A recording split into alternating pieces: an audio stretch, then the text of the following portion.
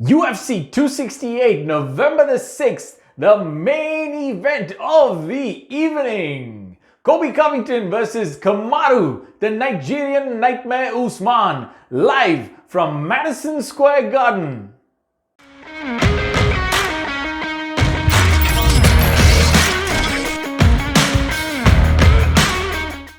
Hello everybody and welcome to another episode of Prefight Breakdowns. Here we are. Kamaru Usman versus Colby Covington for the second time. And this one is promising to be one hell of a matchup. I think it might be the best matchup available today in the welterweight division and one of the best out there in the UFC. Let's take a look at our two contenders and see what they've come through. First up, Colby Covington. Now, Colby Covington's record in his last 5 fights is more than impressive, to say the least. His only loss, his last outing against the champion Kamaru Usman, in which he actually put in a performance that I personally believe was Kamaru Usman's biggest challenge just yet. Look at Colby's record. He's beaten Damian Maia. He completely annihilated Robbie Lawler. He smashed Tyron Woodley. He's beaten Rafael dos Anjos. All these guys are ex-champions and killers in their own right. Where his most impressive performance was, of course, against Kamaru Usman. Now, that fight was not without controversy, and I have a video up where I have a chat with my good friend discussing the nuances of the controversy during that fight. I'm going to put a link right up here so you can take a look at what went down the last time these two guys fought. But moving on from Colby, let's take a look at the Nigerian Nightmare, our defending champion at 170 in the UFC. Now, Kamaru Usman, the first African-born champion in the UFC, is a force to be reckoned with. Now, I think of all the fighters currently active in the UFC, this man deserves that #1 pound-for-pound title because he is the most dominant active fighter in the UFC today. Let's take a look at Kamaru's record. He has 1 loss. That was really early in his career when he still did not understand how to mix up grappling, jiu-jitsu, striking and all those other things. But since then, since he got it figured out and he got dialed in, he has not missed a beat.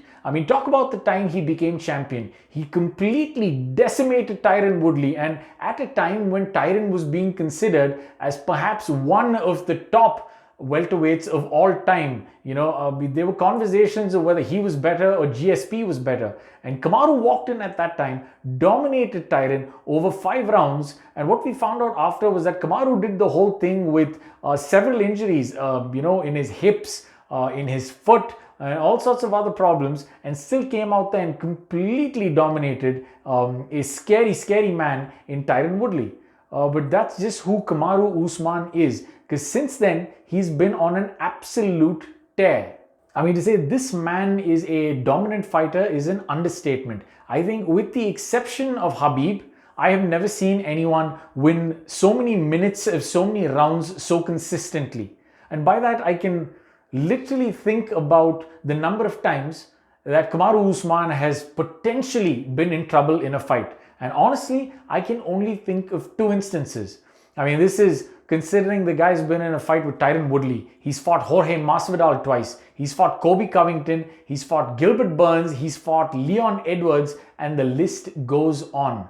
With the only 2 times Kamaru Usman has ever shown a hint of weakness was the time that Gilbert Burns stunned him during their fight. But guess what? Kamaru overcame, secured the win via finish over Gilbert Burns. And of course, that first controversial fight against his current opponent, Colby Covington. Again, like I said, I have a video breaking down that controversy. It's a very interesting look into what went down the first time these 2 men fought. Unfortunately though, there isn't a lot of room for that kind of talk. A win is a win, and Kamaru walked out of that octagon having potentially broken Colby's jaw and finished him. A feat that not too many people can claim to have achieved. I think Colby has only ever lost 2 fights in his life.